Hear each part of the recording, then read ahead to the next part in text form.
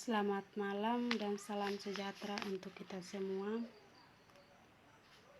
Yang pertama, perkenalkan diri. Nama saya Emilia Octaviana Bere, NIM 1803030115, mahasiswa Universitas Nusa Cendana Kupang, Fakultas Ilmu Sosial dan Ilmu Politik, jurusan Sosiologi, semester 6 kelas C reguler pagi.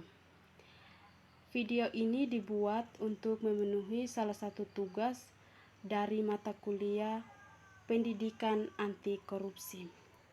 Dalam video ini saya akan menjelaskan sedikit tentang sejarah fenomena korupsi. Yang pertama, pengertian korupsi berdasarkan perspektif budaya, sosial, ekonomi, dan politik. Bagian yang pertama, dalam perspektif budaya, korupsi menjadi sesuatu yang dianggap biasa karena telah dilakukan baik secara sadar maupun tidak sadar dalam sikap hidup sehari-hari. Jika dikategorikan secara berjenjang, perilaku seseorang terhadap praktik korupsi dimulai dari sangat permisif, korupsi anti korupsi, dan sangat anti korupsi.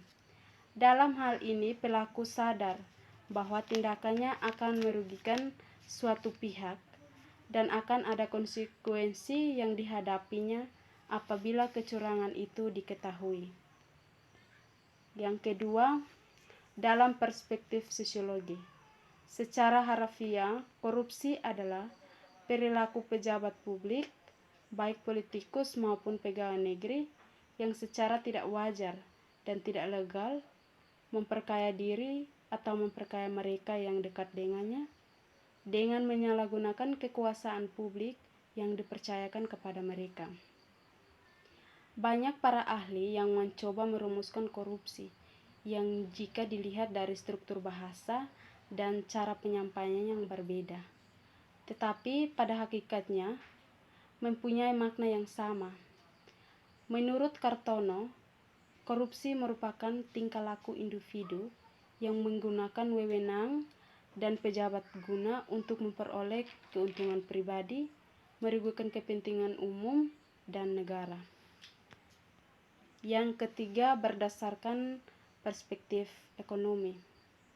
Secara akumulatif, negara yang terjangkit korupsi hebat akan mengalami hal-hal seperti melemahnya produktivitas termasuk labor produktif, mengurangnya kualitas baik modal fisik maupun non-fisik, penurunan barang publik yang dapat disiapkan oleh pemerintah, menurunnya efisiensi sumber daya yang ada, serta akan terjadinya pengalihan sumber daya. Melemahnya kemampuan dan kemauan regulasi pemerintah untuk memperjuangkan keadilan ekonomi, mengurangi dampak eksternalitas. Yang keempat, korupsi politik dalam perspektif institusional merupakan tindakan yang menyimpang dari tugas-tugas peran publik yang formal untuk memperoleh uang atau kekayaan pribadi dengan cara yang melanggar peraturan dari orang-orang dalam jabatan tertentu yang dapat mempengaruhinya. Yang berikut, sejarah fenomena korupsi di Indonesia. Korupsi di Indonesia sudah membudaya sejak dulu, sebelum dan sesudah kemerdekaan. Di era Orde Lama, Orde Baru, berlanjutnya hingga era reformasi. Berbagai upaya telah dilakukan untuk memberantas korupsi, namun hasilnya masih jauh panggang dari api. Periodisasi korupsi di Indonesia secara umum dapat dibagi dua, yaitu periode prakemerdekaan dan pasca kemerdekaan.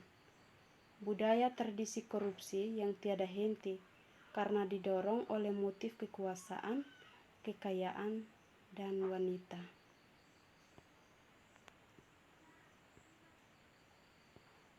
Sekian dari penjelasan saya. Jika ada kata yang salah, mohon dimaafkan. Terima kasih.